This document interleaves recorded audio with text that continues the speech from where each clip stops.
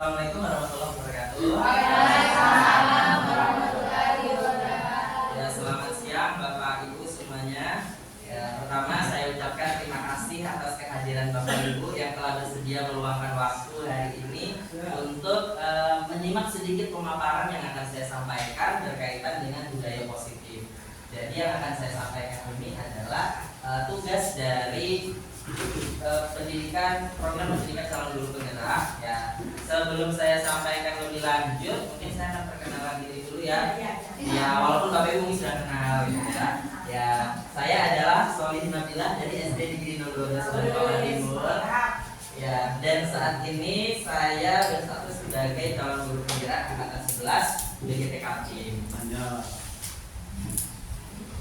Oh,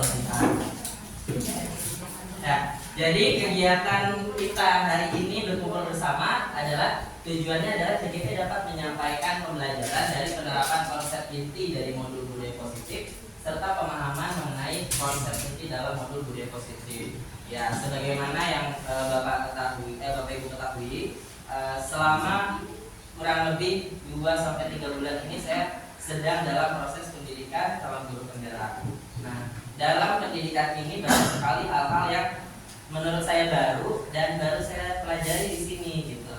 Nah, saya mengundang Bapak Ibu ke sini tujuannya agar tidak hanya saya yang mendapatkan ilmu itu, tetapi apa yang sudah saya peroleh, saya ingin Bapak Ibu juga mengetahui. Betul gitu. Siap. Ya, lanjut. Ya. Ya. Berangkat dari ini, filosofi pemikiran Ki Hajar Dewantara, di mana pendidikan itu adalah tuntunan Bapak Ibu. Jadi pendidikan itu adalah menuntun segala kekuatan kodrat yang dimiliki anak, baik kodrat alam maupun kodrat zaman, agar ia mampu mencapai keselamatan dan kebahagiaan setinggi-tingginya, baik sebagai seorang manusia maupun sebagai anggota masyarakat. Artinya,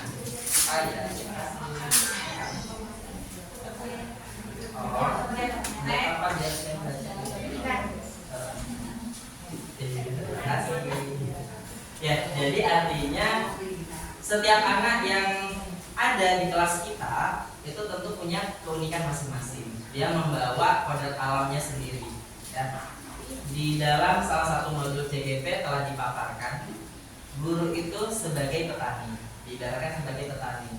Sedangkan murid-murid itu adalah benih-benih tanaman. Yang mana benih-benih itu ketika kita sirami, kita rawat dengan baik, itu akan tumbuh subur sesuai dengan kodratnya. Artinya ketika kita menanam padi, yang tumbuh ya pastinya padi. Kita nggak bisa mengubah padi itu menjadi jagung, atau kita tidak bisa menyamaratakan setiap anak yang ada di kelas itu kita anggap semuanya benih yang sama gitu, karena mereka akan tumbuh masing-masing. Ibarat kata, kalaupun mereka itu berasal dari tanaman yang sama, misalkan sama-sama mawar semua, pasti ada mawar yang nanti berbunganya putih, ada yang berbunganya pink, ada yang merah, seperti itu. Jadi kita tidak bisa menyamaratakan kemampuan mereka sesuai dengan kehendak kita.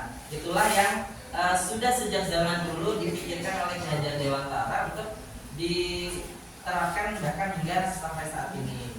Jadi diharapkan dengan filosofi pemikiran ini kita sebagai guru bisa bertindak lebih bijak, tidak menyamaratakan kemampuan guru kita. Lanjut. Kemudian yang kedua, pendidikan yang menghamba pada murid. Maksudnya murid haruslah pendidikan itu haruslah berpihak pada murid sesuai dengan kebutuhannya, guna memaksimalkan kemampuan minat dan bakatnya. Jadi dalam artian di sini meskipun istilahnya menghamba pada murid, bukan berarti kita menyembah-nyembah atau mengikuti apa maunya murid guru-guru ya udah biar aja merdeka belajar gitu ya. Tidak seperti itu. Kita tetap harus mengarahkan. Begitu pula diibaratkan sebagai petani tadi. Petani harus tetap ada waktunya menyirami tanaman gitu. Kita tidak bisa membiarkan tanaman itu tumbuh sendiri sesuai dengan kodrat alamnya. Tetap harus ada peran kita, gitu ya. Lanjut yang ketiga, pendidikan adalah tempat persemaian benih-benih kebudayaan dalam masyarakat dan merupakan kunci utama untuk menciptakan manusia yang beradab.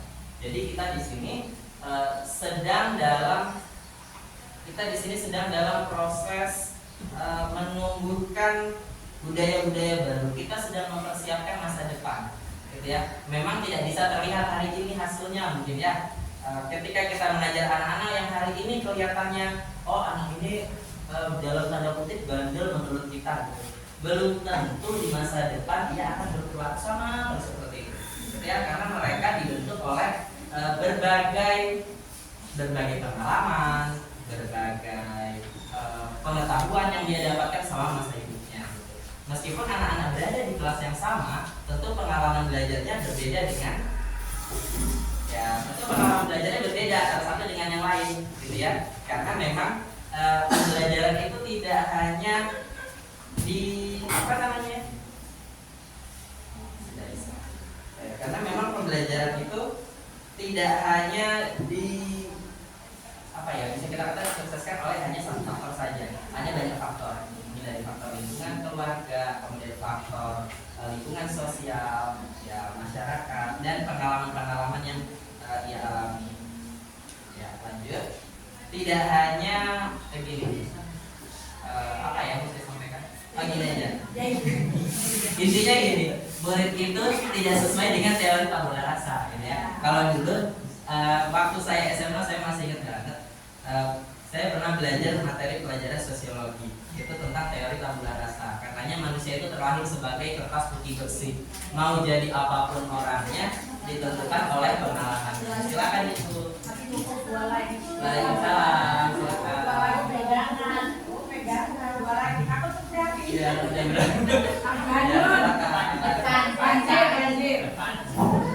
lanjut ya. Ya, jadi ternyata murid itu bukan seperti teori tabula rasa itu, tapi mereka sudah membawa pengalaman sendiri, membawa bakat alamnya sendiri yang tidak bisa kita ubah tapi bisa kita arahkan. Intinya seperti itu. Ya, berkaitan dengan materi hari ini yaitu budaya positif. Apa sih budaya positif itu, gitu ya? Sebenarnya kita ini yang di sini sudah menerapkan budaya positif di kehidupan kita sehari-hari, terutama dalam kegiatan pembelajaran baik di dalam kelas maupun di luar kelas. Bahkan banyak program-program dari sekolah kita yang sudah mengarah kepada budaya positif. Mungkin kita belum menyadari aja kemarin-kemarin, oh ternyata ini namanya budaya positif, gitu ya. Padahal kita sudah pernah nih. Jadi budaya positif adalah perwujudan dari nilai-nilai atau keyakinan universal yang diterapkan di sekolah. Kira-kira budaya positif apa yang sudah kita terapkan di sekolah Bapak Ibu? Datangnya nggak boleh terlambat. Iya. Ya betul Bu. Ya. Jadi apalagi kira-kira? Ya berdoa sebelum belajar. Kemudian harus berbaris yang rapi dulu. Ya. Jadi ternyata sudah menerapkan. Ya 5S ya, pada saat pagi anak datang kita sudah siap di depan gerbang semua menyambut, gitu ya. Itu sudah masuk budaya positif.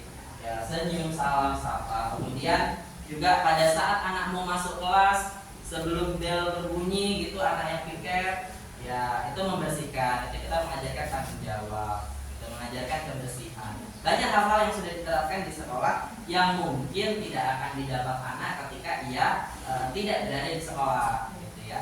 Selain dari ilmu sosialisasi, karena di rumah nggak mungkin mau masuk rumah baris dulu, tunggu adiknya datang dulu ya, ada temannya baris dulu, kan tidak seperti itu. Jadi ya itu hanya dapat didapatkan di sekolah. Kemudian asmaul husna untuk yang dari orang Islam, belum tentu di rumah setiap hari ya, belum tentu pinjer ya, belum tentu setiap hari ada kita asmaul husna dulu sama-sama gitu. Nah, itu adalah salah satu contoh budaya positif. Kemudian yang kedua, budaya positif ini diyakini mampu menciptakan kolaborasi antar warga sekolah dan juga orang tua murid atau komite. Jika dilaksanakan dengan baik, maka akan memunculkan serta mengembangkan nilai-nilai positif yang dimiliki murid, sehingga dapat menciptakan pribadi yang berkualitas dan berkarakter baik sesuai dengan profil belajar Pancasila. Ya, jadi memang yang namanya kurikulum ini ya, kita kembali berbicara masalah kurikulum dulu. Kurikulum itu mungkin kita sudah merasakan beberapa kali pergantian. Ya. Sebenarnya kurikulum itu tidak berganti, tetapi menyesuaikan dengan perkembangan zaman. Gitu. Ya, namanya apalagi berkaitan dengan kehidupan manusia, sosial, itu pasti kan ada perubahan-perubahan. Jangankan kita sebagai makhluk sosial gitu, gadget aja, handphone itu setiap tahun bahkan itu ada perubahan-perubahan. Meskipun cuman kameranya aja naik 0,5 megapiksel misalnya, atau ditambahin bluetooth, atau atau ditambahin type C gitu kan. Nah, tapi tetap ada perubahan-perubahan. Nah, perubahan-perubahan itulah yang berusaha difasilitasi oleh praktisi-praktisi pendidikan di Indonesia untuk menciptakan kurikulum. Nah, alhamdulillah sampailah kita pada sekarang sesuai dengan peluncuran Merdeka Belajar episode 15 yaitu kurikulum Merdeka. Ini sudah sangat memfasilitasi kebutuhan belajar murid, sudah mulai mengarah pemikiran kita kepada pemikiran dari antara tadi, di mana pembelajaran itu difokuskan dengan kebutuhan belajar murid, bukan hanya dulunya pengennya ya sudah semuanya kerjakan gitu ya.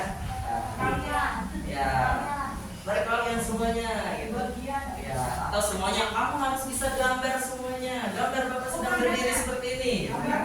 Harus bagus, kalau nggak bagus nggak tuntas. Nah itu tidak bisa, karena bisa jadi yang sedang duduk di sini adalah calon pemain bola kan nggak perlu gambar orang ya kan? Atau adalah calon presiden nggak perlu dia gambar gitu kan.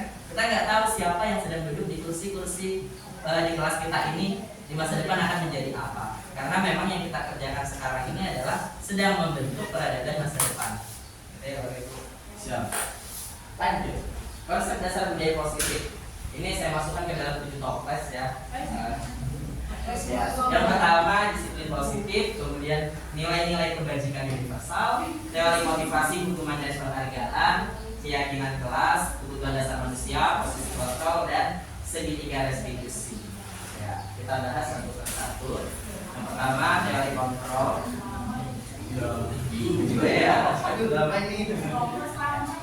Psikiater dan pendidik yang bernama Dr. William Glasser dalam kontrol teori yang kemudian berkembang dan dinamakan choice theory meluruskan beberapa miskonsepsi tentang makna kontrol. Ya. Nah sebelum ke makna kontrol, sebelum kita lanjutkan, seandainya dibayangkan Bapak Ibu, saya punya sesuatu yang berharga di dalam tangan saya, gitu ya, sesuatu yang berharga yang namanya berharga yang nggak mungkin lah saya kasih ke Bapak Ibu, gitu ya. Kira-kira bagaimana cara Bapak Ibu untuk mengambil sesuatu berharga ini dari saya? Saya makan. Ambil hatinya, bagus Ibu. Terus bagaimana? Diwujudin. Ada lagi pendapat lain? Dibaik-baikin. Rusak pasti ya Bu. Ya. Jadi ketika saya menggenggam sesuatu yang menurut saya berharga, ya banyak cara yang Bapak Ibu bisa lakukan supaya bisa mengambil benda berharga itu saya dari diri saya, gitu kan? Ada yang mengambil hatinya dulu. Kalau sudah hatinya diambil, kayak seluruh dunia bisa diambil, gitu ya. Gitu. Ada yang mau dibujukin dulu, mungkin ada juga yang jiwa-jiwa begal pengen dirampas, bisa juga. Nah, banyak cara Bapak Ibu ya. Tetapi sebenarnya siapa yang memegang kontrol? Iya betul benar. Jadi mau dengan cara apapun Bapak Ibu lakukan, kalau saya si pemilik benda berharga ini tidak membuka tangan saya, Bapak Ibu tidak akan bisa mengambil. Itulah yang namanya kontrol. Kita bisa mengontrol diri kita sendiri terlepas bagaimana persepsi lingkungan sekitar, bagaimana pendapat orang-orang, kita tetap harus teguh pada pendirian kita. Gitu ya. Nah, ilustrasinya guru mengontrol murid. Jadi pada dasarnya dia nggak boleh ikut-ikutan, ya intinya gitu. Tapi kalau yang diikutin baik, kayaknya nggak apa-apa gitu ya. Jadi ikut saya aja. Lanjut ya. Pada dasarnya kita tidak dapat memaksa murid untuk berbuat sesuatu jika murid itu tidak mau melakukannya. Walaupun tampaknya guru sedang mengontrol perilaku murid, hal ini terjadi karena murid sedang mengizinkan dirinya dikontrol. Ya. Jadi saat bentuk kontrol dulu itu menjadi kebutuhan dasar yang dipilih murid. Teori kontrol ini menyatakan bahwa semua perilaku memiliki tujuan, bahkan terhadap perilaku yang tidak disukai. Mungkin secara tidak langsung kita memaksa, gitu ya. Murid kadang-kadang kita suruh dia nggak pengen menggambar. Kamu harus gambar, ini pelajaran seni budaya ini, gitu. Secara tidak sadar kita sering melakukan hal yang seperti itu. Gitu. Murid memang menggambar pada saat itu, tapi yang dia lakukan itu hanya ketika dia mengizinkan dirinya untuk melakukan. Ya. Kemudian yang kedua, ilusi bahwa semua penguatan positif efektif dan bermanfaat. Nah, penguatan positif atau wujudan itu adalah bentuk kontrol. Ya. Jadi segala usaha untuk mempengaruhi murid agar mengulangi suatu perilaku tertentu itu adalah usaha kita untuk mengontrol murid. Ya. Yang dari tadinya mungkin dia tidak terbiasa, dipaksa, terbiasa, ya lama-lama jadi karakter. Nah seperti itu. Tapi apakah hal yang seperti ini efektif dan positif? Nah, itu yang menjadi pertanyaan. Dalam jangka waktu tertentu, mungkin murid akan sadar dan mencoba menolak rujukan kita. Gitu. Kalau itu memang tidak dari hatinya. Gitu. Benar kata hubungan dia tadi, ambil hatinya dulu, gitu kan? Ketika hati sudah didapatkan, ambil sudah semua. Gitu kan? Ya gitu kan. Ya. Jadi murid itu bisa menolak bisa jadi dia tidak menolak hanya karena takut sendiri. Selanjutnya, ilusi bahwa kritik dan membuat orang merasa bersalah dapat menguatkan karakter. Menggunakan kritik dan rasa bersalah untuk mengontrol murid menuju pada identitas gagal. Mereka belajar untuk merasa buruk tentang diri mereka. Mereka mengembangkan dialog yang negatif. Kadang kala sulit bagi guru untuk mengidentifikasi bahwa mereka sedang melakukan perilaku ini. Nah, ini juga terkadang kita tidak sadar, gitu ya. Jadi dari teori kontrol ini ada beberapa ilusi. Ilusi-ilusi ini yang menurut kita kadang-kadang apa yang menurut kita baik belum tentu menurut orang lain itu juga efektif. Nah, inilah yang masih perlu penyesuaian.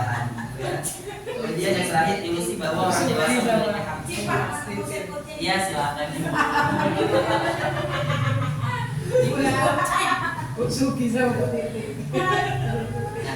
Ini ada ilusi bahwa orang dewasa itu memiliki hak untuk memaksa. Ya itulah yang sudah kita lakukan, gitu kan? Pokoknya kamu harus pokoknya. Nah, kalau sudah ada kata-kata pokoknya, mau tidak mau anak-anak secara terpaksa terkadang melepaskan kontrol dia, mengizinkan dirinya untuk melakukan hal tersebut. Ya. Lanjut, inilah perubahan paradigma yang diinginkan. Ya, bila kita ingin membuat kemajuan perlahan, sedikit-sedikit ubahlah sikap atau perilaku kita dulu sendiri. Gitu. Namun bila kita ingin memperbaiki cara utama, maka kita perlu mengubah kerangka kehidupan kita. Ubah bagaimana Anda melihat dunia, bagaimana Anda berpikir tentang manusia, kemudian skema pemahaman dan penjelasan tentang aspek-aspek tertentu yang realistis. Ya. Jadi ketika kita ingin mengubah dunia, nggak usah muluk-muluk. Saya pengen di dunia ini gak ada kejahatan, ya Anda dulu yang jahat. Nasihat untuk diri sendiri kayaknya. Ya. Jadi ketika kita ingin perubahan, di sini saya pengennya sekolah ini bersih gitu misalnya. Ya nggak akan bersih kalau dari kita diri sendiri nggak mulai gitu ya. Jadi memang harus dimulai dari diri sendiri. Nah, ini adalah perubahan paradigma dari stimulus respon menjadi teori kontrol. Kalau stimulus respon itu kebutuhan kita dianggap sama semua. Nah, perubahan paradigma ini menuju kepada kebutuhan kita itu beda-beda gitu ya. Kemudian yang dulunya semua orang lihat hal yang sama, ini biasa dilakukan oleh kita sebagai guru biasanya. Semua orang lihat hal yang sama. Ayo semuanya gitu. Bahwa kadang kan gaya belajar itu kan beda-beda ya. Tapi kita sering menyamakan. Semuanya harus baca, semuanya harus lihat videonya. Padahal ada anak yang lebih nyaman belajar mungkin dalam kondisi yang sunyi, gitu. Ada yang nyaman belajar dalam kondisi yang ramai atau dalam diskusi dan sebagainya. Ini setiap orang memiliki gambaran yang berbeda. Kemudian kita mencoba mengubah orang agar berpandangan sama dengan kita. Ya, ini diubahlah paradigmanya menjadi kita berusaha memahami pandangan orang lain tentang dunia.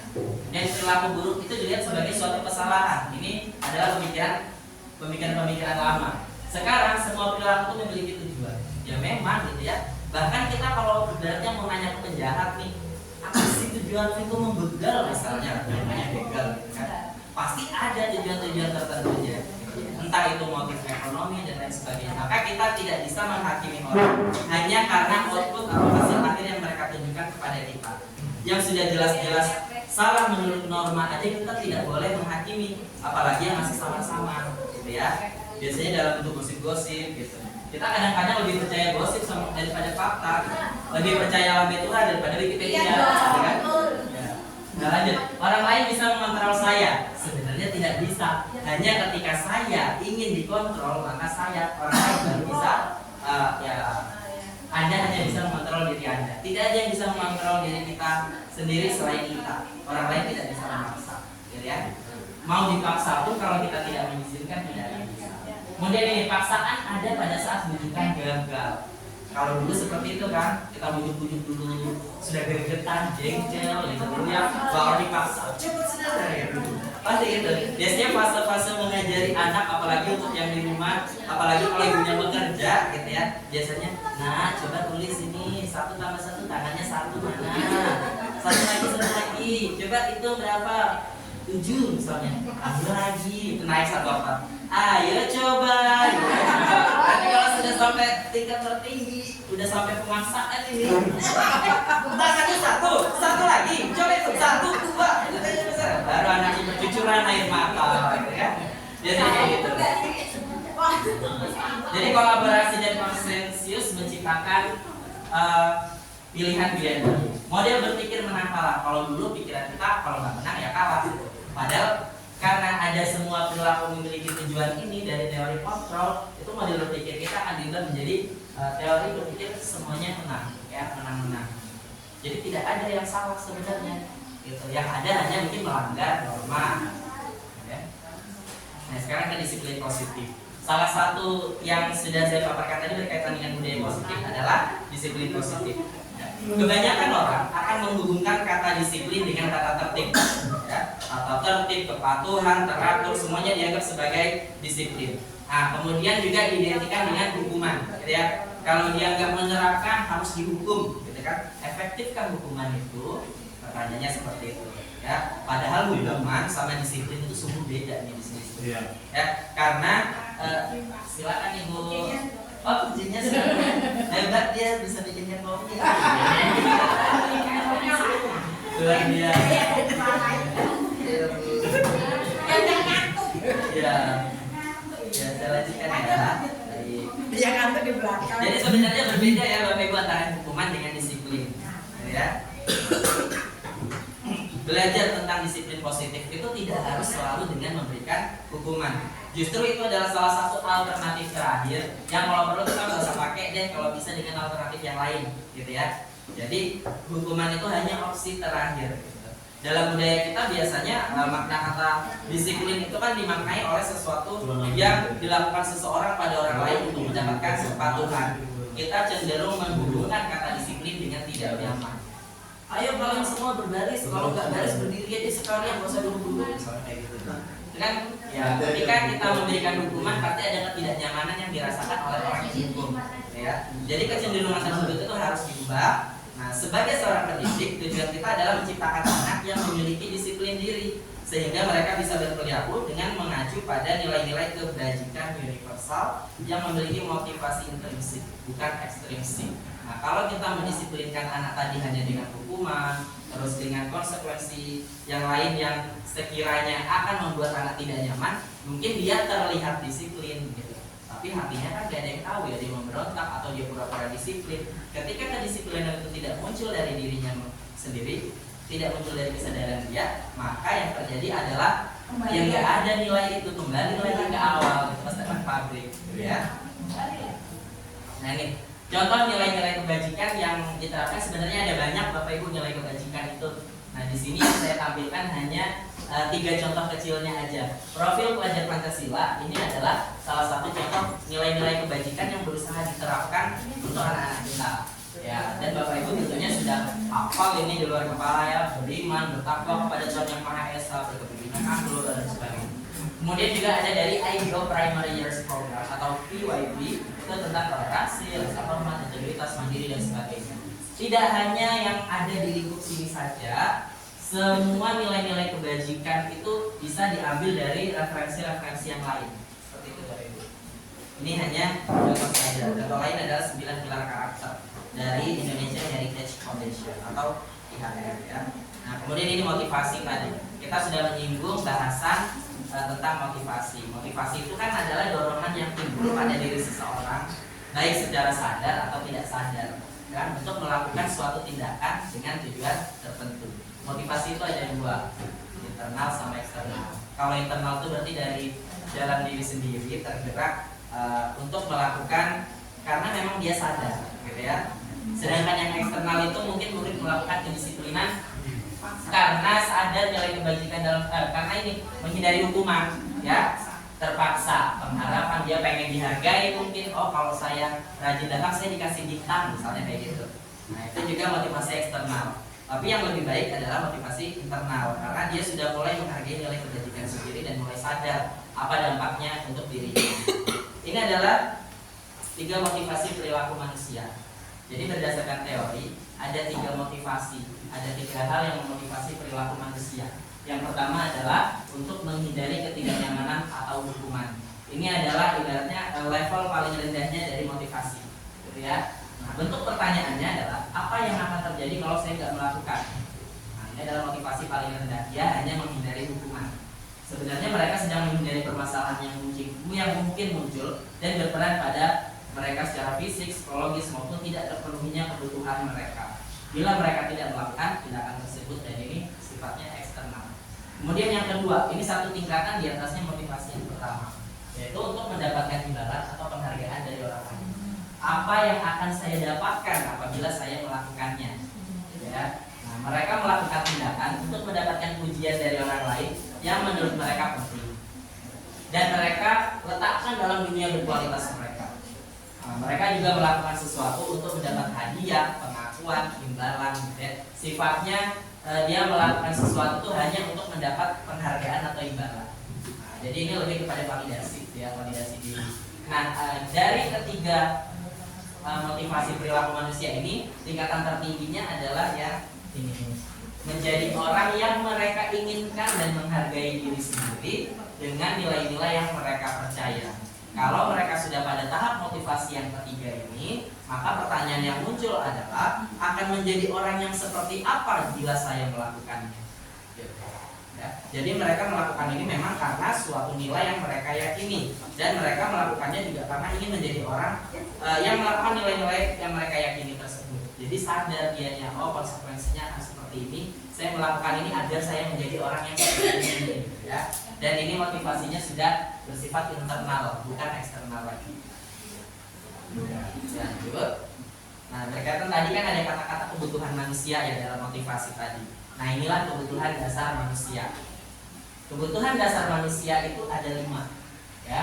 Nah, seluruh perilaku manusia yang dilakukan oleh murid pada dasarnya memiliki tujuan tertentu. Murid punya kebutuhan dasar yang berusaha dipenuhinya ketika ia melakukan suatu perbuatan. Ketika seorang murid melakukan suatu perbuatan yang bertentangan dengan nilai-nilai kebajikan atau melanggar peraturan, maka sebenarnya hal itu karena mereka gagal memenuhi kebutuhan dasar mereka. Ada 5 kebutuhan dasar. Yang pertama, kebutuhan bertahan hidup. Bertahan hidup itu contohnya mungkin bisa kayak makan, juga bertahan hidup kan. Ketika di rumah dia tidak terpenuhi gizinya, mungkin nggak sarapan dari rumah, atau dia nggak dikasih uang saku untuk jajan terus nggak sarapan, dan dia malakin temennya, berarti itu kebutuhan dasar bertahan hidupnya tidak terpenuhi. Pasti ada hal-hal yang mendasari dia untuk melakukan sesuatu yang menurut kita tidak baik, gitu ya. Nah, tugas kita adalah menggali apa permasalahannya, kebutuhan dasar apa yang tidak dipenuhi. Ya. Kemudian ada juga ini kasih sayang dan rasa diterima. Kebanyakan sekarang, dan memang berdasarkan survei, saya pernah baca data, berdasarkan survei ini kebutuhan dasar manusia kasih sayang dan rasa diterima ini sekarang semakin menurun, gitu. Artinya banyak orang tua yang bekerja, gitu kan, sedangkan anaknya ini hanya dibekali uang aja, gitu. Ya, apalagi orang-orang tua yang bekerja, ya, perginya pada saat anaknya belum bangun, pulangnya anaknya udah tidur, jarang sekali ketemu, gitu ya. Nah, kasih sayang dan rasa diterima inilah yang jarang terpenuhi, gitu ya. Nah, maka ketika di sekolah gak heran kalau anak-anaknya banyak ingkar, gitu. Mereka sebenarnya sedang mencari perhatian karena rasa kasih sayang dan rasa diterimanya itu kurang terpenuhi di rumah, gitu. Ya. Kemudian kebebasan. Di sini juga ada kebutuhan dasar manusia berkaitan dengan kebebasan. Ini kan juga suatu pelajaran yang ketika mungkin dia terlalu dikekang, maka dia ingin ada perilaku-perilaku yang membebaskan dia. Tapi kita juga tidak bisa membebaskan secara bebas sebebas-bebasnya. Dalam artian masih meskipun kita bebas, tapi tetap ada pagar-pagar yang melingkupi kita, yaitu norma-norma yang berlaku di masyarakat. Kemudian kesenangan. Biasanya kesenangan ini berkaitan sama perilaku, contohnya yang kayak anak-anak mengolok-olok temannya, gitu. Dia pasti akan mendapatkan rasa kesenangan dari situ. Berarti kebutuhan dasar terkait kesenangannya kurang terpenuhi. Kita harus mencari tahu motifnya. Kenapa dia kok suka melok temennya nih? Gitu. Kok dia merasa sadar melok seperti itu? Apakah latar belakangnya khawatirnya nanti kalau kita runut ada perilaku-perilaku mungkin dia pernah menjadi korban perundungan seperti itu. Nah kaitannya ke situ. Pasti setiap perilaku anak-anak itu ya karena salah satu dari 5 kebutuhan dasarnya ini tidak terpenuhi. Termasuk juga penguasaan. Ketika dia tidak memiliki kuasa untuk mengendalikan dirinya sendiri, dalam arti yang terlalu sering didikte, dikontrol, kamu nggak boleh ini, kamu nggak boleh itu. Dia tidak merasa memiliki kekuasaan untuk untuk menyalurkan apa yang dia inginkan, maka yang terjadi adalah dia menjadi terlihat lebih berkuasa di sekolah, gitu, dengan berusaha menindas temannya, yang seperti itu. Jadi sebenarnya anak-anak itu ya memang benar sih katanya anak-anak itu nggak ada yang salah gitu ya, gurunya yang salah katanya. Ya pokoknya apa yang dilakukan anak sama gurunya gitu ya. Ya kalau ketika sudah masuk ke sekolah ya yang salah gurunya. Kalau yang baik anak siapa sih gitu kan? Ya itulah nilai-nilai berharga dalam diri kita gitu ya. Kita nggak pernah tuh menuntut ke orang tua ketika anaknya baik itu saya loh gurunya gitu, nggak perlu kita kayak gitu, kita cukup senang juga gitu ya kan. Tetapi ketika anak sedih atau anak melakukan sesuatu yang kurang baik, tentu kita juga akan merasa gagal kadang-kadang gitu ya, bahwa kita belum bisa membentuk karakter mereka. Kemudian lanjut hukuman dan konsekuensi. Jadi dalam menjalankan peraturan ataupun keyakinan kelas atau sekolah, bila mana ada suatu pelanggaran, tentu sesuatu harus terjadi. Ya. Untuk itu kita perlu meninjau ulang tindakan penegakan peraturan atau keyakinan kelas di sekolah kita. Tindakan terhadap suatu pelanggaran pada umumnya berbentuk hukuman atau konsekuensi. Nah ini dihukum oleh penghargaan. Jadi ternyata penghargaan itu bisa jadi bentuk hukuman tanpa kita sadari. Begitu juga dengan ya hukuman yang kurang lebih penghargaan. Ya, hukuman itu sama gitu posisinya ya. Nah ini bahwa penghargaan itu berlaku sama dengan hukuman dalam arti meminta atau membujuk seseorang melakukan sesuatu untuk memenuhi suatu tujuan tertentu dari orang yang meminta. Dorongan eksternalnya akan ada faktor ketergantungan. Ketika kita kita tawarkan dia, kamu kalau nyapu yang bersih nanti bapak tambahin loh nilainya gitu. Ya dia motivasinya nyapu bukan tujuannya supaya kelasnya bersih, tapi supaya dapat tambahan nilai gitu. Dan itu nanti akan menimbulkan efek ketergantungan. Ketika kita tidak memberikan penghargaan kepada dia, maka motivasinya hilang. Dia nggak jadi lagi ngerjain yang dia mau lagi gitu. Yang kemarin menurut kita itu, oh dia sudah baik kok di kelas gini-gini gitu. Kita kan nggak tahu yang dia lakukan baik ini apakah karena motivasi eksternal atau internal. Nah, tugas kita adalah tidak memancing anak agar tergantung pada motivasi eksternalnya. Ya. Kemudian ini, ayo kita analisis hukuman atau konsekuensi. Lari mengelilingi lapangan basket 2 kali karena terlambat hadir di sekolah. Menurut Bapak Ibu, ini hukuman atau konsekuensi? Hukuman.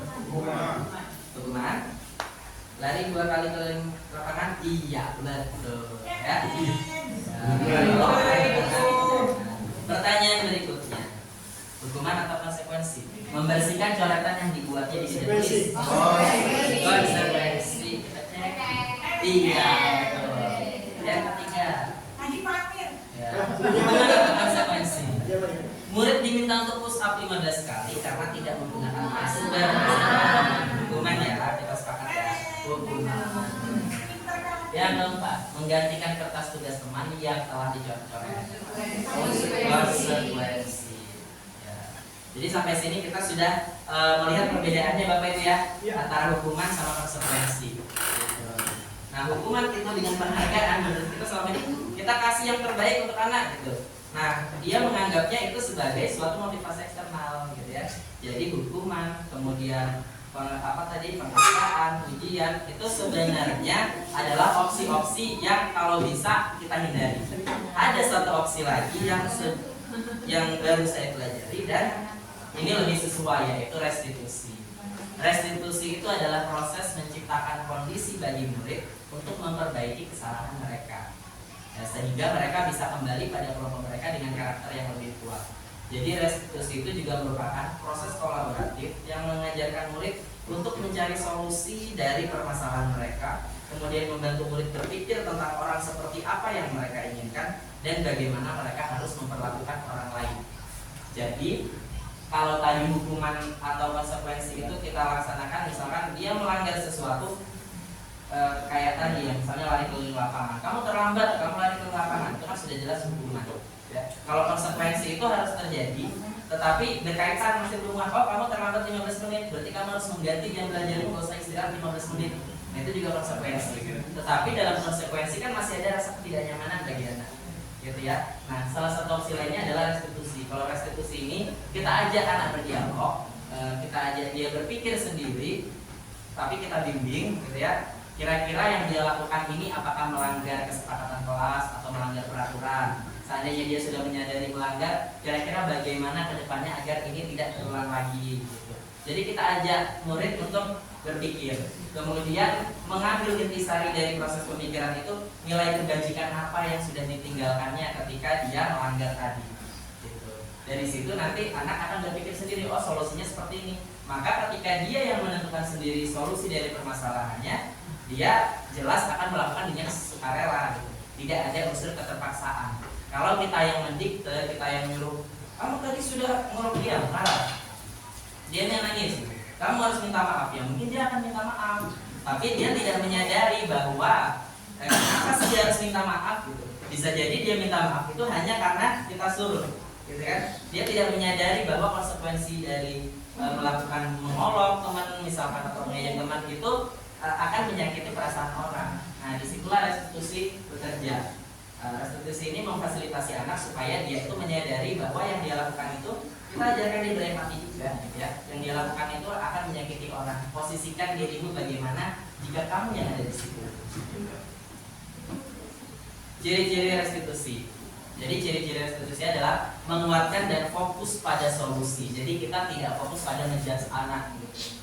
Fokus pada karakter bukan pada tindakan. Belajar dari kesalahan bukan menembus kesalahan. Mencari kebutuhan dasar yang mendasari tindakan. Kemudian kita memberikan tawaran bukan paksaan. Memperbaiki hubungan. Kemudian menuntut untuk melihat ke dalam diri. Lanjut. Ini adalah perbedaan antara hukuman, konsekuensi, dan restitusi. Identitas gagal itu, kalau hukuman itu pasti sesuatu yang menyakitkan harus terjadi. Jarang ada hukuman yang membahagiakan anak, gitu kan? Pasti membuat tidak nyaman. Saya hukum makan SD, Pak. Saya mau Pak. Kalau konsekuensi itu pasti sesuatu harus terjadi akibat dari yang dia lakukan. Sedangkan restitusi itu merupakan pilihan. Ya. Kemudian hukuman itu bersifat tidak nyaman untuk murid, ya, atau untuk anak dalam jangka waktu panjang. Sedangkan konsekuensi tidak nyaman itu untuk dalam jangka waktu pendek. Dan restitusi itu menguatkan untuk murid dalam jangka waktu yang panjang. Kemudian hukuman itu korbannya akan mendapat keadilan, gitu kan? Kalau konsekuensi korbannya bisa diabaikan. Tetapi kalau restitusi, korban akan mendapat ganti dari apa yang sudah dia dia merasa dirugikan, gitu kan? Dia mendapatkan ganti dan juga si pelakunya ini akan menyadari. Gitu. Kemudian murid atau anak akan tersakiti. Tapi kalau di konsekuensi, murid atau anak dibuat tidak nyaman. Kalau hukuman itu menyakiti, konsekuensi itu biasanya tidak nyaman. Kemudian restitusi akan mendapatkan penguatan. Gitu. Dari kata penguatan ini mungkin terkadang ada rasa tidak nyaman juga, tetapi dia paham ketidaknyamanan itu kenapa, gitu ya. Lanjut. Nah, berkaitan dengan posisi kontrol tadi, jadi sebenarnya ada 5 posisi kontrol guru. Ya, yang pertama penghukum, yang kedua pembuat merasa bersalah, yang ketiga teman, yang keempat pemantau, yang kelima manajer. Mulai dari yang pertama dulu penghukum. Nah, kalau posisi guru sebagai penghukum, biasanya guru ini suka ditakutin sama muridnya. Baru dilihat ada ini, ada bapak itu atau ada ibu itu, lari semuanya bubar, gitu. Enggak ada sebagai kepala sekolah. Kemudian pembuat merasa bersalah. Kalau pembuat merasa bersalah, ini biasanya gurunya memposisikan diri sebagai aktor dari film-film Indosiar. Nah, kamu kenapa sih kayak gitu? Tidak kasihan sama ibu. Ya, di belakang lagi shower gitu kan. Gitu. Nah, pasti dia membuat merasa bersalah pada muridnya. Gitu. kamu udah kasihan kan sama orang tuamu nak, nyekolahin kamu gitu. Dia menciptakan nuansa-nuansa sedih, cerita-cerita menyentuh dan mengiris hati supaya anaknya ini merasa bahwa apa yang dia lakukan itu salah dan dia merasa bersalah gitu. Kita secara nggak langsung menyudutkan anak dengan bahasa yang lebih halus. Terus sebagai teman, kalau sebagai teman ini posisi kontrol gurunya ya terkadang anak menjadi merasa tidak ada batasan antara guru dengan muridnya gitu. Dia memang merasa nyaman gitu kan, merasa nyaman untuk komunikasi, tetapi nanti jangka panjangnya dia menjadi ketergantungan. Ketika tidak ada si guru ini, dia merasa tidak bisa berbuat apa-apa misalnya. Jadi posisi teman ini gurunya lebih banyak membantu ke anaknya, kemudian bahasanya juga lebih santai. Kemudian ada posisi pemantau. Posisi pemantau ini ya mungkin kurang lebih sama malaikat pencatat amal gitu ya. Jadi dia ini nggak banyak ngomong, nggak ngasih tahu, tapi ketika sesuatu terjadi, dibukakan catatannya dari atas sampai bawah. Kamu tanggal segini pernah gini, kamu gini. Nah, dia punya data-data yang akurat yang nggak bisa disangkal oleh murid bahwa dia memang melakukan pelanggaran gitu. Itu adalah posisi pemantau. Kemudian di antara 1 sampai 5 ini posisi yang paling baik adalah posisi manajer. Jadi guru itu membantu murid untuk memahami dirinya sendiri, mengelola emosi, tidak langsung menghakimi ketika dia salah, mencari solusi gitu. Bisa menjadi sebagai teman, sebagai pemantau, mungkin terkadang jika dibutuhkan sebagai penghukum gitu. Tetapi kalau bisa penghukum saya mau bertanya kepada Bapak Ibu, kita pakai ini aja ya, pakai Mentimeter. Kira-kira sedang berada di posisi kontrol yang mana dari Bapak Ibu? Ini nggak ada namanya kok, aman. Ya, coba tolong masukkan masuk ke menti.com, kemudian masukkan kode ini 6327966. Menti, masuk ke browser Google Chrome boleh, terus masuk ke menti.com. Nanti di situ ada kotak yang meminta kita untuk masukkan kode gitu ya. Jadi saya tunjukkan kali ya di sini ya. 63 berapa? Ya. Oh, kodenya 6327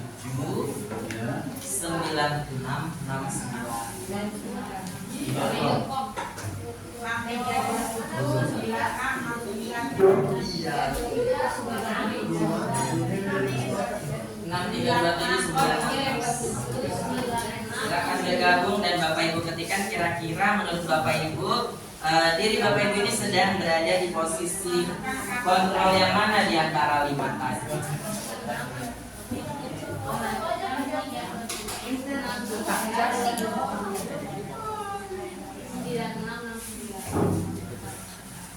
Menurut Anda sedang berada di posisi kontrol mana? Sudah dipilih satu. Ada yang berada di posisi kontrol teman, ada yang pemantau, adakah yang penghukum? Ya, kalau jadi tulisannya semakin besar kalau semakin banyak yang mengisi Bapak Ibu. Ya. Jadi nggak muncul dia. Ya. Besar ini teman nih, berarti satu aja, satu saja itu. 96. Satu saja. 9. Ya. Nah ini ada lagi 4 respon sudah yang masuk. Nah teman semakin besar nih Bapak Ibu ya. Berarti di sini lebih banyak posisi kontrol gurunya sebagai teman. Ada pemantau. Adakah yang sudah merasa, oh saya sudah di tahap membuat rasa bersalah nih, karena saya banyak stok cerita-cerita menyedihkan gitu saya. Ibu lo pemantau. Ini jelas.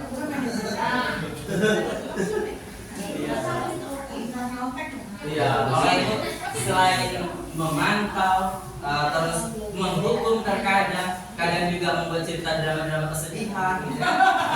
Tapi bisa tetap mengelola dari posisi manajer. Kalau cerita mati Pak? Cerita mati itu Gak usah dimasukkan. cerita mati kok manajer.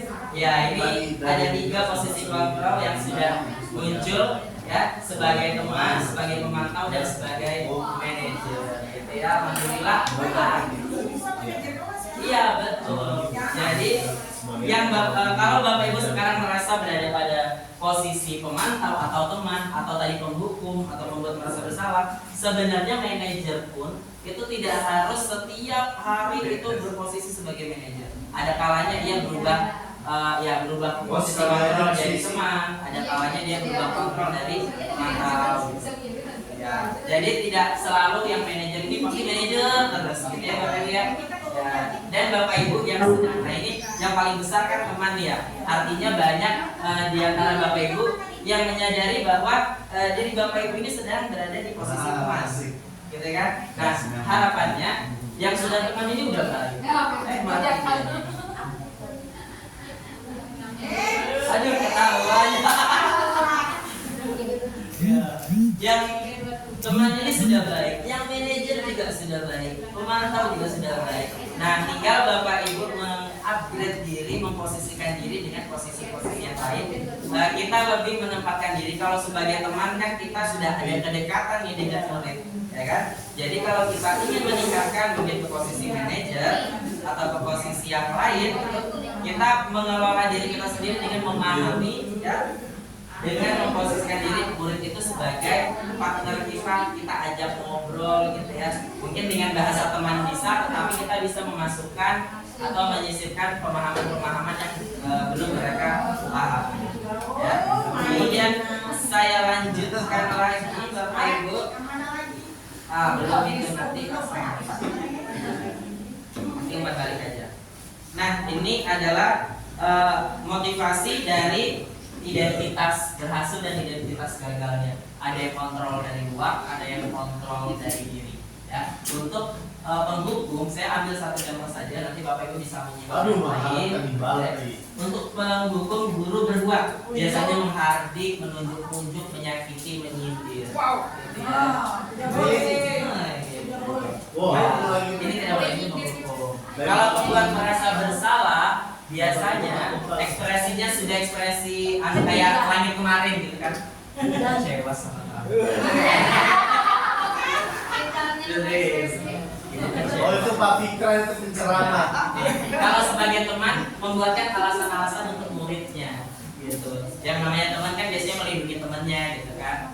Ya. Kemudian kalau sebagai posisi pemantau dia akan menghitung atau mengukur seperti yang saya bilang tadi, sudah punya catatan amalnya murid itu dari atas sampai bawah, jurnalnya komplit gitu ya. Kalau manajer biasanya mengajukan pertanyaan-pertanyaan. Itulah yang dilakukan guru. Ini contohnya perkataannya. Kalau penghukum, kalau kamu tidak melakukannya, awas ya, rasakan gitu. Nah, sudah ada ancaman di dalam ya kata-kata penghukum itu. Membuat merasa bersalah juga, seharusnya kamu tahu ibu capek betul ngomong sama kamu. Tidak benar, kamu tidak kasihan, kalau suara ibu ini kecil. Suara ibu ini habis, ibu stres. Jadi sejak anaknya langsung merasa dunia ini jatuh runtuh kepada dirinya. Semua kesalahan umat di dunia disalahkan pada dirinya. Gitu. Itu adalah membuat merasa bersalah. Kalau teman, ayo lakukan demi ibu. Masa kamu nggak mau? Nggak ingat kan? Dulu ibu pernah nolong kamu loh. Waktu kamu kemarin sepeda mau masuk paret, dulu ya. Nah ini adalah posisinya sebagai teman karena dia merasa kedekatan itu.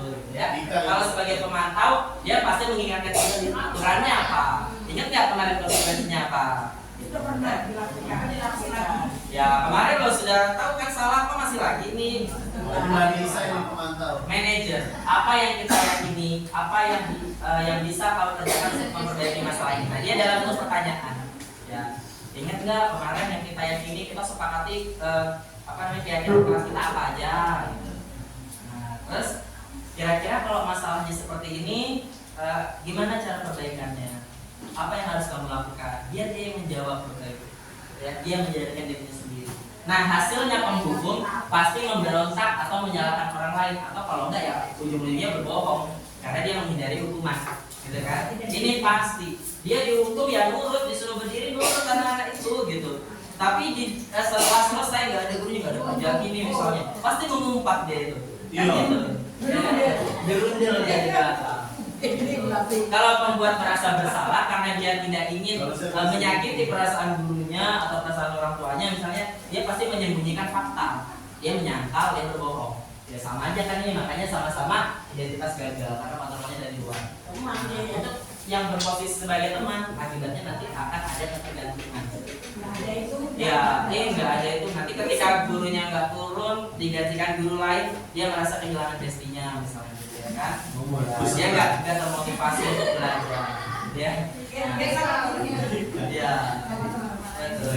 Nah ini posisi pemantau, dia akan menyesuaikan diri bila diawasi. Kalau nggak diawasi ya sudah lepas gitu. Jadi karena nggak sadar dalam dirinya sendiri. Kemudian kalau yang kontrol diri, yang posisi manajer itu biasanya dia menguatkan pribadi, gitu ya. Nah, karena kesadaran sudah muncul dalam dirinya. Ya. Itu kaitan dengan dunia berkualitas. Kalau penghukum, murid meletakkan guru di luar dunia berkualitas. Jelas meletakkan di luar dunia berkualitas karena kan dunia berkualitas itu penuh dengan motivasi gitu dan sebagainya. Nah, ketika dia dihukum, dia sudah merasa tidak nyaman, kehilangan motivasi belajarnya. Jangankan motivasi belajar, ketemu sama gurunya yang menghukum aja mungkin masih ada rasa jengkel dia gitu kan. Nanti sampai putus. Iya betul, apalagi hukumannya membekas dalam dirinya, dalam ingatannya. Sampai nanti nenek-nenek misalnya bapak ibu, ada gurunya, itu dulu guruku yang pernah juara sampai kupiku mau lepas. Tapi kalau gurunya merasa ada pesan dengan gurunya, pasti kalau ketemu gurunya disapa gitu kan, ditegur, diingatkan memori-memori indahnya. Nah, kemudian kaitannya dengan dunia berkualitas, kalau membuat orang merasa bersalah adalah murid meletakkan guru di dalam dunia berkualitas. Jadi dia merasa di dunia ini yang bagus cuma guruku aja nih, gitu. Aku enggak, gitu loh. Nah, kemudian untuk yang teman, meletakkan guru sebagai orang yang sangat penting dan di dalam dunia berkualitas.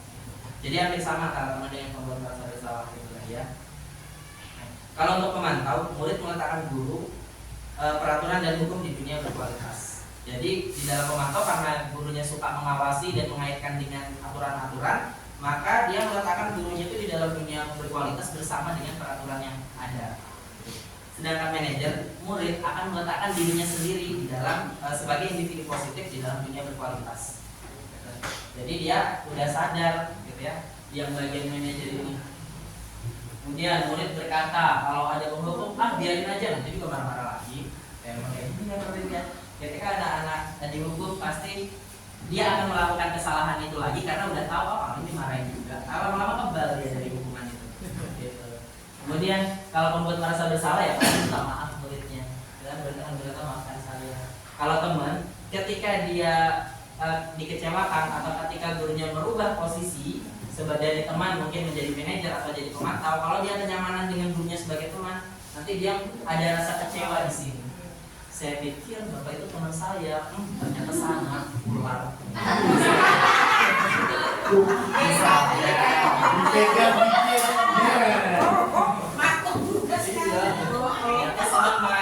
Jadi dia nanti ketika kehilangan kepercayaan dia sama sudah kayak kita punya teman dekat, misalnya Bu Nurul sama Bu Anggi ini bestie, ya kan? Suatu ketika Bu Nurul nggak ngajak Bu Anggi ke kantin, malah ngajak saya, gitu kan? Nanti Bu Angginya merasa aku pikir kamu teman sekelas STK aja pertemanan.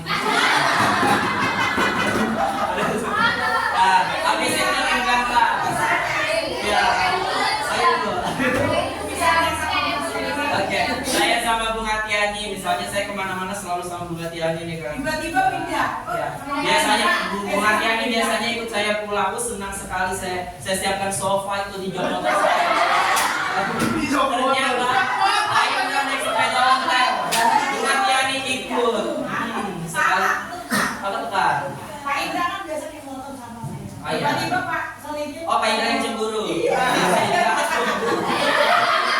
Nggak mau dengan data saya. Nggak mau itu kan Saya jalannya cuma bibirnya nyata aja. Kalau kayak gitu kan nanti Pak Indra sama Ibu biasanya kemana-mana. Iya, Pak Indra pasti dirundel di belakang. Dulu aja belum ada Pak Solihin di sini. Baru ada Pak Solihin sebentar, dia milih yang lebih ganteng. Jadi kita lebih tahu.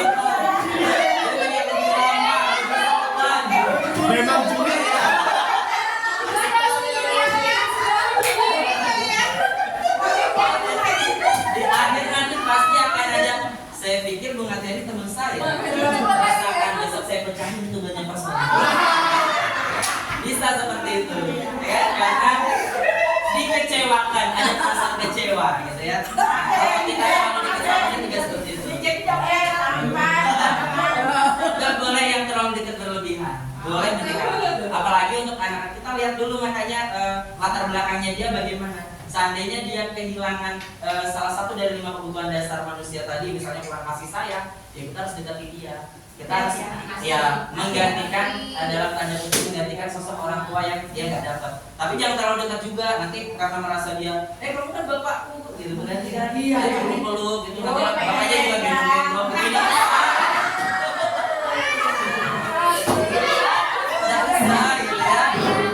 Cukup dipenuhi kebutuhannya ya, dengan lisan aja kan sudah bisa terpenuhi. Pegang-pegang. Bahkan ketika dia mau nyebrang aja kita nggak boleh pegang, cukup ya gurunya di sini nyebrang sudah gitu, ya kan? Nggak perlu sampai digandeng. Apalagi dibilang. Ya kalau sesama perempuan, ya Bulina sama Bulina gandengan. Itu boleh ya. Boleh kalau salaman boleh. Tapi jangan lebih dari salaman. Nggak usah pakai cipika-cipiki. Baik hati, ganteng berduit. Amin, semoga itu berlaku ya. Lanjut ya Bapak Ibu. Nah ini adalah keyakinan kelas. Nanti akan ada satu video yang akan saya tampilkan berkaitan dengan restitusi. Nah, selama ini kita melaksanakan itu kan biasanya apa itu namanya peraturan kelas ya, kesepakatan kelas. Kita hanya sebatas membuat kesepakatan kelas, gitu ya. Apa yang kita sepakati sama tulis, tidak boleh ini, tidak boleh itu gitu. Ternyata dalam membuat kesepakatan kelas itu yang lebih baik adalah keyakinan kelas dan kesepakatan belaka gitu. Kalau kesepakatan otomatis kan ada nih. Kenapa keyakinan kelas? Kenapa kita punya peraturan tentang penggunaan helm pada saat mengendarai kendaraan motor roda 2? Kira-kira kenapa? Iya betul Ibu, untuk melindungi apa? Iya, melindungi kepala ya, bukan melindungi wajah dari pasangan sah ya. Jadi naik motor pakai helm itu untuk melindungi kepala dari keamanan keselamatan ya. Jadi tujuannya untuk keselamatan ya. Terus ya, mengapa kita memiliki peraturan tentang penggunaan masker dan mencuci tangan? Melindungi pernapasan? Iya bisa. Berarti alasan kesehatan ya. Ya alasan kesehatan. Kemudian harus cuci tangan. Selain kesehatan, penggunaan masker itu tujuannya untuk menghindari untuk dari sinar matahari bisa. Tapi jangan keseringan bermasker belah harus. Iya. Ya, jadi selain alasan kesehatan juga keselamatan ini, apalagi pada saat COVID kemarin, kemana-mana harus pakai masker. Gitu. Hanya orang-orang yang menentang malaikat maut saja yang buka masker pada saat itu. Ya, nggak cuma malaikat maut kayaknya, polisi-polisi di jalan juga. Karena kita nggak pakai masker diberhentikan pada saat itu kan gitu. Jadi ini tidak hanya berkaitan dengan keselamatan, kemudian ini kesehatan, keselamatan, gitu ya. Jadi di balik aturan itu pasti ada tujuan kebaikannya. Itulah yang namanya nilai-nilai kebajikan. Nah itulah yang akan kita sadarkan kepada anak-anak ketika kita membuat keyakinan kelas. Jadi jangan cuma sekedar tidak boleh ribut di kelas, tapi dia nggak tahu kenapa kok nggak boleh ribut, gitu ya. Ya dia harus tahu nilai kebajikan apa yang motifnya yang mendasari di balik keyakinan kelas yang sudah kita buat. Jadi ini keyakinan kelas.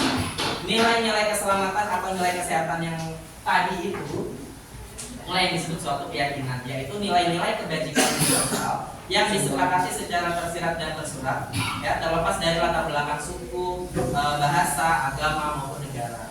Nilai kebajikan ini menekankan pada keyakinan seseorang akan lebih memotivasi seseorang dari dalam. Seseorang akan lebih tergerak dan bersemangat untuk menjalankan keyakinannya daripada hanya sekedar mengikuti serangkaian aturan tanpa makna. Ya. Murid pun demikian, mereka perlu tahu arti sesungguhnya tentang aturan-aturan yang diberikan. Dia juga perlu tahu nilai kebajikan itu apa yang tergantung dari peraturan yang sudah dibuat itu, terus tujuannya untuk apa, kemudian dan menjadi tidak tertarik atau takut sehingga hanya sekedar mengikuti serangkaian peraturan-peraturan yang tanpa memahami tujuan mulianya. Ya, jadi kalau dia nggak tahu tujuannya, ya dia pasti akan melanggar lagi, gitu kan? Karena dia nggak tahu latar belakangnya apa. Dalam pembentukan keyakinan kelas atau sekolah.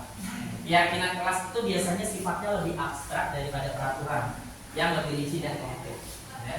Kemudian keyakinan kelas itu berupa pernyataan universal. Pernyataan keyakinan kelas ini senantiasa dibuat dalam bentuk positif. Kemudian keyakinan kelas itu hendaknya tidak terlalu banyak sehingga mudah diingat dan dipahami oleh semua warga kelas. Keyakinan kelas sebaiknya sesuatu yang dapat diterapkan di lingkungan tersebut. Semua warga kelas hendaknya ikut berkontribusi dalam pembuatan keyakinan kelas lewat kegiatan curah pendapat. Kemudian keyakinan kelas itu harus bersedia ditinjau kembali dari waktu ke waktu untuk menyesuaikan dengan keadaan. Ya. Terkadang keyakinan yang sudah kita buat tahun ini, tahun depannya lagi masih ada dipakai. Ya. Nah ini perbedaannya. Ini nilainya, nilai yang dituju. Kalau misalnya peraturan selalu kembalikan buku ke tempatnya, berarti nilai kebajikan yang kita tuju adalah tanggung jawab, gitu ya. Dilarang mengganggu orang lain, ini kan nilai kebajikannya menghormati orang lain dan diri sendiri. Nah, hadir ke sekolah 15 menit sebelum pembelajaran dimulai, berarti menghormati orang lain, komitmen pada tujuan. Dilarang melakukan kekerasan, berarti keyakinan kelas atau nilai yang dituju adalah keselamatan dan menghormati orang lain. Dilarang menggunakan narkoba, berarti kaitannya ke kesehatan. Bergantian berarti menghormati orang lain atau kesabaran, ini mengantri. Contohnya termasuk pada baris itu tadi. Nah, menggunakan masker ini untuk alasan kesehatan, keselamatan dan kepedulian. Jangan berlari di kelas atau koridor, ini tujuannya untuk keselamatan, keamanan, kepedulian. Seperti itu. Nah, sekarang ini kita cocokkan, kembalikan barang ke tempatnya. Ini tanggung jawab ya Bapak Ibu ya. Kemudian kalau dilarang mengganggu orang lain, dilarang mengganggu berarti saling menghormati bisa. Oh, keamanannya buat. Keamanan juga, supaya aman itu. Iya kali ya Bu, bisa ya. Iya nggak apa. Terus dilarang melakukan kekerasan. Oh iya mungkin itu ya. Dilarang melakukan kekerasan karena ini saling menghormati gitu aja ya. Terus keamanan juga bisa ya. Ya, kesehatan juga bisa karena kalau sudah kekerasan pasti jatuhnya sakit itu bisa. Ya, sebetulnya bisa berempati juga bisa ya. Ya, dilarang menggunakan narkoba untuk kesehatan, dilarang merokok. Selain kesehatan, ini juga saling menghormati. Ya, bergantian atau menunggu giliran itu sudah kita bahas tadi ya. Saya lanjutkan aja. Oh, ini jawabannya. Iya, keselamatan yang belum ada tadi kayaknya. Kesehatan, keamanan, berempati. Iya. Lanjut. Nah, berkaitan dengan restitusi tadi, dasar kita untuk melakukan restitusi itu ada namanya segitiga restitusi. Segitiga restitusi. Itu buat bodoh saya aja. Ya, dasar kita melakukan restitusi adalah segitiga restitusi. Jadi, segitiga restitusi itu ada 3, namanya juga segitiga. Ya, menanyakan keyakinan, menstabilkan identitas, dan validasi tindakan yang salah. Ini bisa kita terapkan ketika kita mendampingi anak yang melakukan suatu pelanggaran. Ya.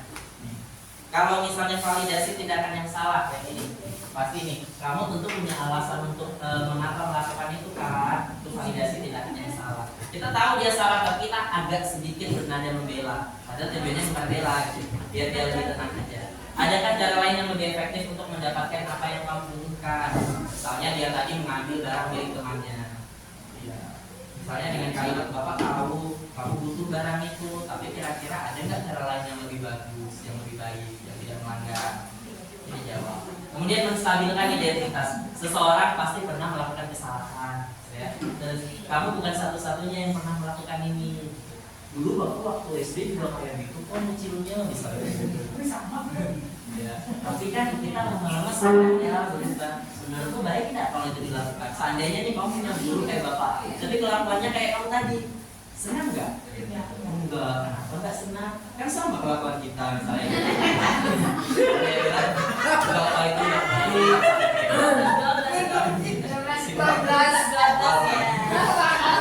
Lanjut, keyakinan kelas. Kalau ini menanyakan keyakinan kelas apa yang kita sepakati? Atau kamu ingin menjadi orang yang seperti apa? Itu adalah menanyakan keyakinan. Nah, tiga konsep ini aja yang biasanya kita pegang, kita pakai untuk menghadapi anak untuk menyelesaikan masalah. Nah, ini langkahnya. Yang tadi ya, berkaitan dengan menstabilkan identitas atau stabilize identity. Dari kontrol. Kita semua akan melakukan hal terbaik yang bisa kita lakukan. Terus validasi tindakan yang salah atau validate their misbehavior. Semua perilaku memiliki alasan. Kemudian menanyakan keyakinan atau seek the belief. Kita semua memiliki motivasi internal, ya. Ini contoh kalimat segitiga restitusi. Pada saat menstabilkan identitas, ini adalah contoh-contoh kalimat yang bisa kita gunakan. Buat salah itu nggak apa-apa, nggak ada manusia yang sempurna. Ya. Saya juga pernah melakukan kesalahan seperti itu. Kita bisa menyelesaikan ini. Bapak Ibu nggak pengen tahu siapa yang salah, tapi Bapak pengen cari solusinya. Lu bijak sekali. Ya, kamu berhak merasa begitu. Apakah kamu sedang menjadi teman yang baik buat dirimu sendiri? Ini adalah menstabilkan identitas. Sedangkan ini untuk validasi tindakan yang salah. Ketika dia melakukan kesalahan, kita mau menggali informasi, kita bertanya, melakukan pendekatan misalnya gini. Padahal kamu bisa kan melakukan yang lebih buruk dari ini ya.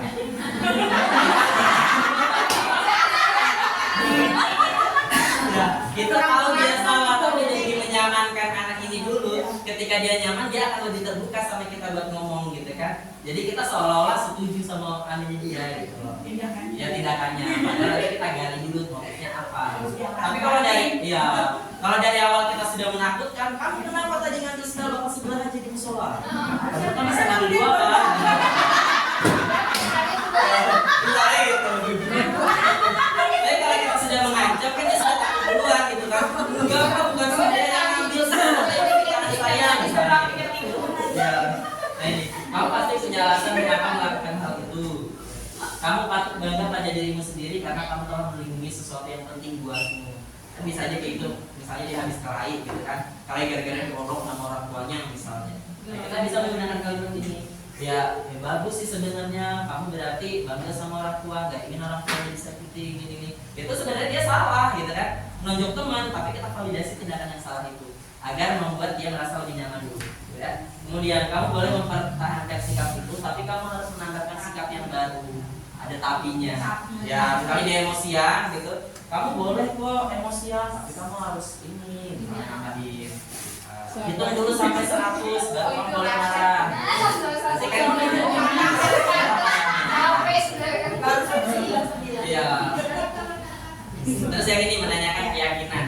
Apa yang kita percaya sebagai kelas atau keluarga?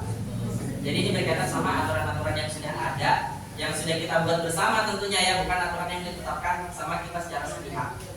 Terus apa nilai-nilai umum yang kita sepakati bersama? Apa bayangan kita tentang kelas yang ideal? Ayo kemarin katanya mau kelasnya yang ideal, kayak mana kemarin? Ya, kamu mau jadi seperti orang yang seperti apa? Ini juga tentang menanyakan keyakinan. Nah, ketika dia jawab, saya pengen jadi polisi pak. Polisi itu boleh nggak disiplin, misalnya kayak gitu. Boleh nggak dia nggak pakai sepatu? Nah kayak gitu hal kayak gitu. Pakai Bu Yuni langsung jadi sepatu saya. Pakai dari itu kan. Ya. Oh lanjut, ini sudah ada ucapan terima kasih berarti sudah mau habis. Nah ini saya mau menunjukkan satu video yang sudah saya lakukan, tapi jangan lihat modelnya, nanti Anda akan tersinggung. Di mana ya videonya? Saya kok lupa. Oh ini. Sesi pemotretannya.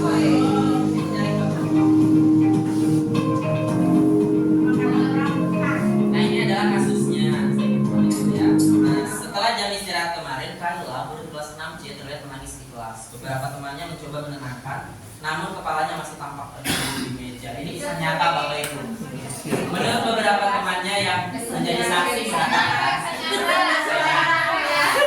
bahwa ia menangis karena diajak oleh Munif yang juga merupakan teman sekelasnya. Dua-duanya murid saya. Ya, selanjutnya Kayla mengejar Munif dan tak lama kemudian ia didapati menangis di kelas oleh teman-temannya. Munif mengaku melakukan hal tersebut karena lantaran senang mengganggu Kayla agar dikejar sehingga dia menjadi alasan.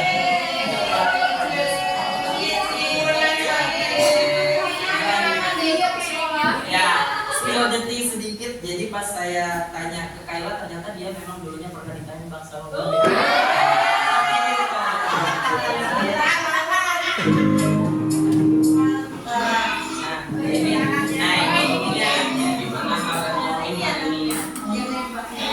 Sudah sarapan belum? Sudah.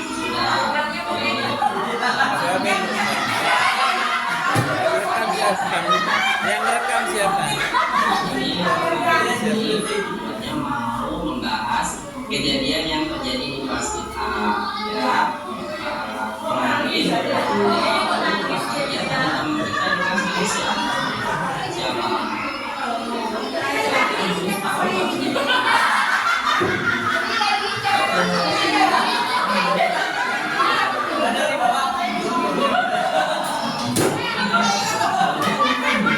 Nah, dia sudah mulai senyumkan karena dia tahu oh nggak jadi dimarahin, dia tahu aku itu, jadi bukan ekspresinya kelihatan.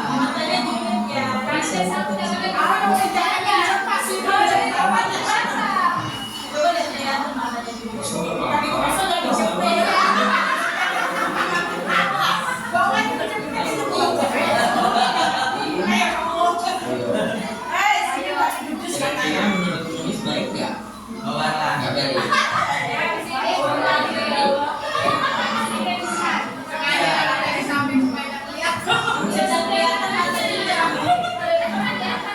Kira-kira semua yang dapat dari teman apakah harus sampaikan ke orang lain?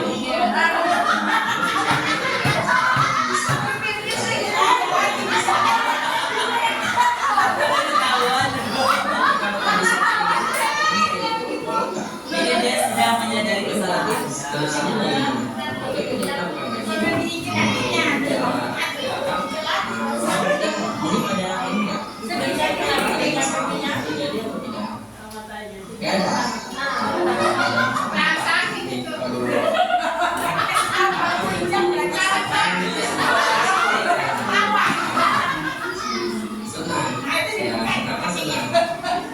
apa yang bikin Mulai senang kalau melakukan? Oh, nggak dikejar. Dia suka kejar-kejaran.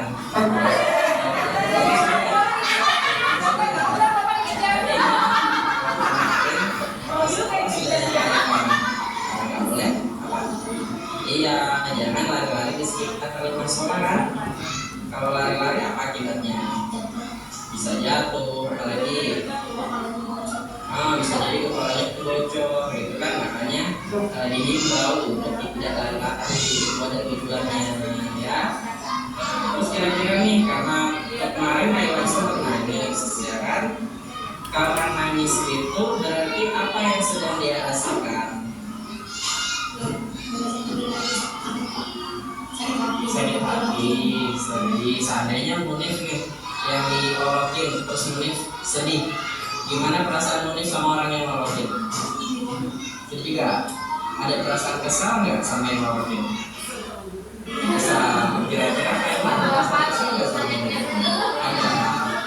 Kalau misalnya apa yang harus Munif lakukan supaya kayak kesal? Sudah dilakukan belum? Oh, alhamdulillah sudah ya. Terus untuk kedepannya supaya ini nggak terjadi lagi, nggak ada teman lagi yang nangis di kelas, harus bagaimana? Harus minta maaf, selain minta maaf lagi. Jadi sekarang namanya sudah ada minta maaf, sudah salahnya apa, salahnya dari saya. Hebat itu sudah tahu, tapi kalau sudah tahu itu yang hal itu kurang baik, sebaiknya tidak dilakukan lagi. Ya, jadi kedepannya ingat yang kemarin salah satu keyakinan kelas kita apa? Terus ya, terus harus saling menghargai. Saling menghargai kan? Kalau menolak berarti menghargai atau tidak? Tidak, berarti Munif sedang melanggar atau tidak namanya? Melanggar keyakinan kelas, ya kan? Kalau melanggar keyakinan kelas, berarti Munif harus memperbaiki. Ya, bagaimana cara memperbaikinya tadi?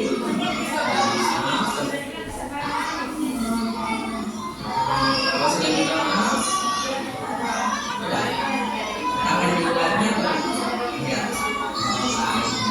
Kalau mereka kejadian seperti ini tidak terjadi lagi, ya, jangan lagi karena kan Munif tahu konsekuensinya. Ya, jangan sedih. Seandainya Munif yang ada di posisi itu mungkin juga sedih juga. Jadi kita harus menjalin sampai terima kasih ya nih. Ya itu aja Bapak Ibu ya. Jadi ada satu lagi masalah tapi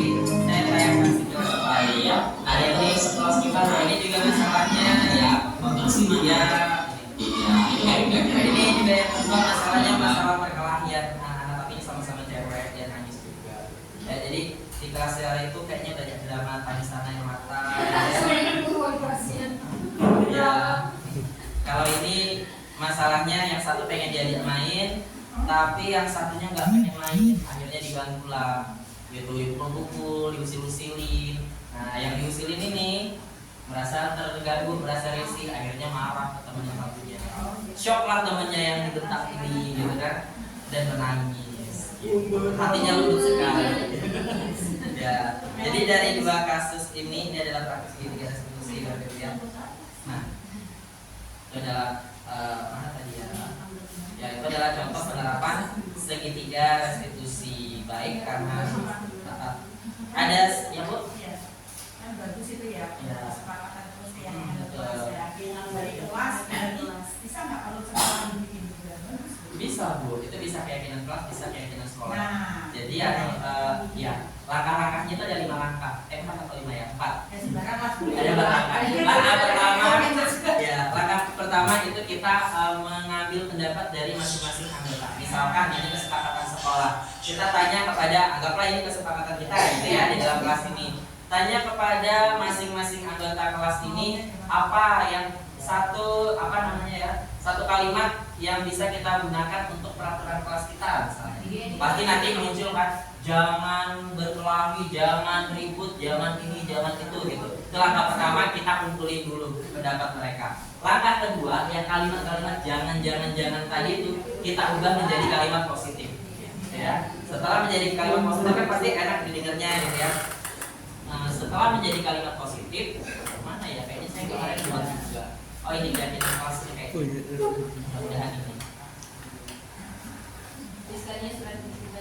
Oh iya benar. Nah ini kemarin dari anak-anak tidak bawa HP kecuali ada instruksi, nggak boleh ribut, nggak boleh berkelahi dan sebagainya.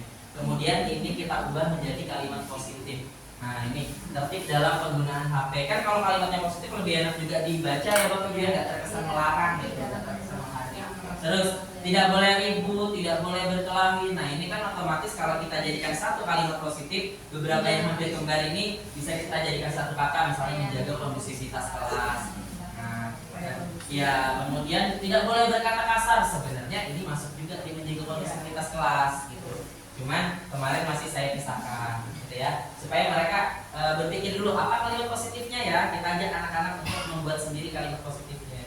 Terus ini tidak main TV player, apa ini? Berarti menjaga fasilitas sekolah dengan baik. Sebenarnya ini masuknya ke kondusivitas gitu kan. Jadi tujuan yang membuat kalimat positif ini adalah mengerucutkan supaya nggak terlalu banyak yang harus diingat anak-anak. Kemarin main TV boleh nggak ya jadi kesepakatan kelas, gitu kan? Tapi kalau sudah kondusivitas itu pasti sudah mencakup semuanya.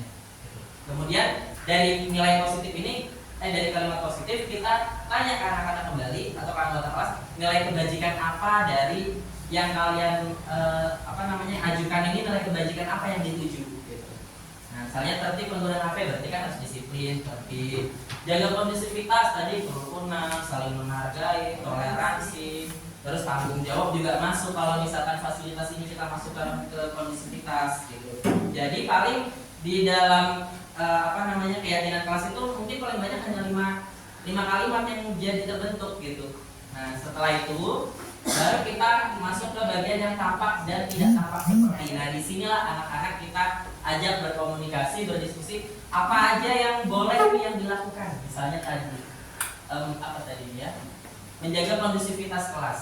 Nah tampak itu artinya yang boleh dilakukan dalam menjaga kondusivitas itu apa? Gitu.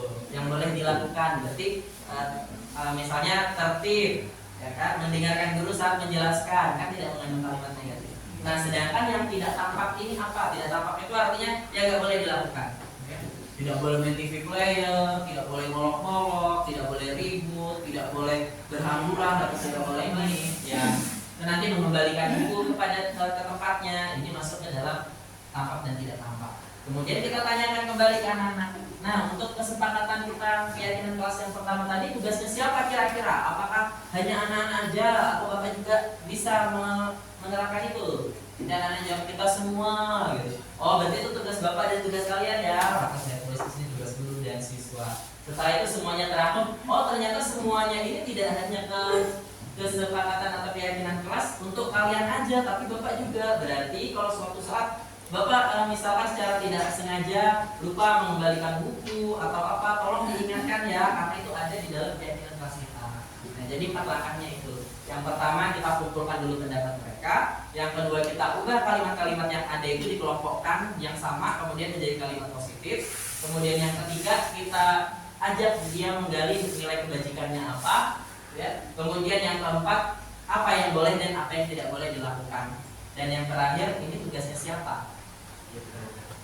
Ya misalnya di sini ada lagi dia katakan menjaga kondusivitas, tidak duduk di meja guru, berarti tugasnya kan pasti tugas siswa saja, gurunya enggak. Nah kayak gitu, seperti itu. Ya, Bapak Ibu sebelum ini saya akhiri ada lagi silakan Bu. Bagus sih ya, dari sekian bagus semua ya, ini bagus keyakinan untuk kelas. Jadi ini alangkah bagusnya kalau kita juga buat keyakinan sekolah dari guru-gurunya, gitu ya. Jadi apa sih yang diinginkan guru? Jadi saya juga tahu. Dari guru dan dari kepala sekolah kita sama-sama. Nah, ini gitu. Nah nanti kita akan buat memikirkan konsepnya, nanti kita pada saat rapat. Supaya ini ya betul Bu. Nanti kita pakai ini aja juga ya, pakai menti lagi supaya kan nggak nyampe ke atas dan langsung dilihat hasilnya. Baik, untuk yang terakhir Bapak Ibu ada lagi kan ini sebelum saya ada pertanyaan? Tidak ada ya. Kalau tidak ada, ini saya minta tolong tuliskan umpan balik untuk kegiatan ini. Iya, itu lanjutan yang tadi. Kalau Bapak Ibu belum tutup, itu ada lagi di sini. 6327 9669. Iya, mohon masukkan dari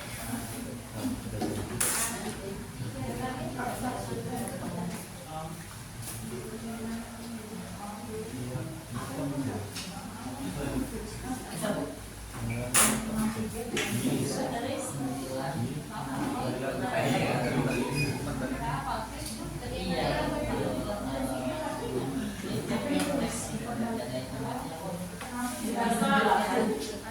Iya. Apa itu? Apanya? Oh, masuk ke menti.com Pak. Iya. Menti.com ini masuk kalau misalnya Bapak sudah buka browser, klik tanda tambah aja di sini, terus ketik di sininya menti.com. Menti.com. Menti aja. Nah, jadi Mentimeter ini kalau kita ketiknya Mentimeter itu untuk kita membuat seperti saya tadi Bapak Ibu. Tapi kalau kita ketik menti.com nanti ini untuk kita mencari umpan balik, gitu ya. Kembali ke sini. Sangat bermanfaat sekali dan sudah dipahami, bisa diterapkan di kelas. Ya, terima kasih Bapak Ibu.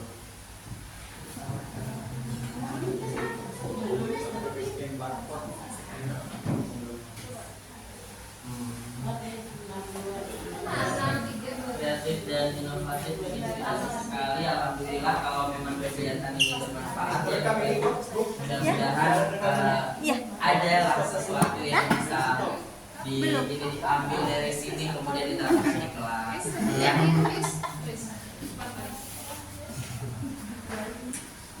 Ya baik.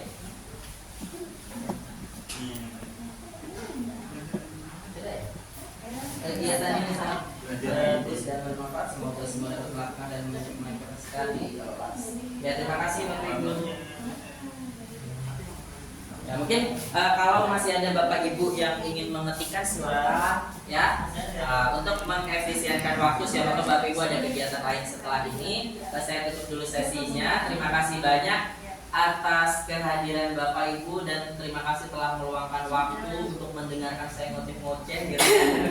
Ya semoga apa yang saya sampaikan ada manfaatnya dan karena saya merasakan manfaatnya dari mengikuti program JGP ini, semoga kedepannya ada Bapak Ibu yang lain yang juga akan menyusul mengikuti JGP. Mungkin kelihatannya saya ribet-ribet aja gitu ya, mungkin karena saya kurang bisa memanage waktu aja kali Bapak Ibu ya. Gitu. Ya, tetapi kalau Bapak Ibu yang mengikuti pasti bisa lebih fokus gitu ya, lebih ini ya. Oh sudah cukup banyak ini umpan baliknya. Terima kasih Bapak Ibu. Ya nanti akan saya baca. Kalau ada saran atau kritikan, ada hal yang kurang berkenan yang tadi saya sampaikan boleh ditulis di sini. Ya. Mungkin dari saya cukup sekian Bapak Ibu. Apabila ada tutur kata saya yang kurang berkenan, saya mohon maaf gitu ya dari hati yang terdalam. Mudah-mudahan apa yang saya sampaikan yang mungkin kurang berkenan cukup sampai di sini saja, tidak dibawa ke hati apalagi sampai ke akhirat gitu ya. Terima kasih Bapak Ibu atas perhatiannya. Saya akhiri, selamat siang. Wassalamualaikum warahmatullahi wabarakatuh. Waalaikumsalam.